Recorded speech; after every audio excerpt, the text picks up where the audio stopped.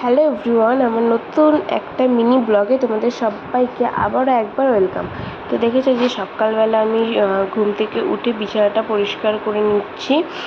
আর আজকে তো আমাকে রান্না করতে হবে, এখন আমি প্রত্যেকদিন রান্না করি, তো সেই জন্য আর কি সুন্দর করে বিছানাটা পরিষ্কার করে নিয়ে চলে আসলাম ড্রেসিং টেবিলটি একটু গুছাতে। আর জানো তো ড্রেসিং টেবিলটা প্রচণ্ড নোংরা হয়েছে, তো সেই কারণে আর কি আমার ঘর দোরগুলো একটু গোছাতে হবে। আর পুজোর আগে গিয়েই তো সব গোছাতে হবে, তাই একেবারে আমার মেয়ের মুখে ভাত আর পুজোর বেশি ডিফারেন্স নেই, তো সেই জন্যই আর কি একেবারে দুটোর মধ্যেই গুছিয়ে নেব ঘরগুলো, তাহলে এক কাজে দুই কাজ হয়ে যাবে।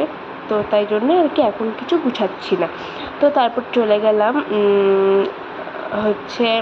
যে ঘরটা ঝাড় দিতে সুন্দর করে। আজকে ভাবছি ঘরটা মুছবো না, তারপরে রান্না করার আছে, তো রান্না করার জন্য আমি এত কিছু কেটে রেখেছি, তো এগুলো আজকে রান্না করব। তো আজকের ভিডিওটাই